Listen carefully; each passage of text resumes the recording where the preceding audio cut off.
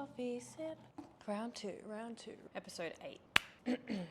Hi, I'm Claire from Juice Digital, where we make marketing work for you, not just the algorithm. And this is 5-minute social media lesson. And today we're talking about insights, the numbers behind your content. Now, I know a lot of people either obsess over these or avoid them completely. Valid, fair, both totally understandable reactions, but unfortunately both will hold you back. So today we're working to find a middle ground, understanding what actually matters, what you can safely ignore, and how to make your data work smarter without it becoming a full-on part-time job. Part 1, not all metrics are equal. Let's start with a really important thing to understand: vanity metrics versus performance metrics. Vanity metrics are the numbers that usually make you feel good, but they don't necessarily tell you anything of value.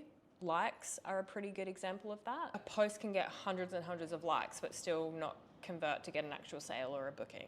Or it can get 3 likes and bring in the biggest order or the best new client that you've had in months.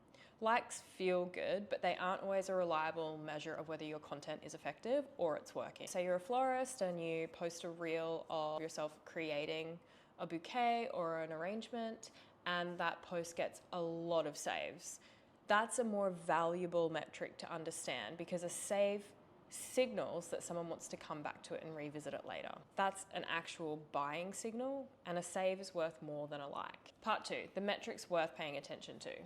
Here's a really simple framework for understanding exactly what to track. With reach, this is how many unique accounts saw your content, and this is a great metric to tell you if you're growing your audience. Saves and shares, these tell you that people found it valuable enough that they wanted to keep it or share it with their audience, friends, followers. Both are really strong signals that your content has resonated with them. Profile visits follows. If you've got a piece of content out there that is actively driving people to your profile and making them become a follower, that's a piece of content worth tapping into and worth understanding a little bit better. You know, what exactly made it resonate, what actually got them to convert.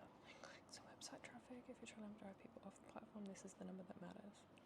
Link clicks and website traffic. If you guys are trying to drive people off the platform, this is the metric that you really should be tracking. Not likes, not comments, clicks. For stories specifically, we want to watch where your drop-off rate is. If people are consistently tapping out at a certain point, it means that you're not holding their attention enough, and it's probably indicative of something up with the content and the pacing. But there's something up about the pacing or possibly the content length.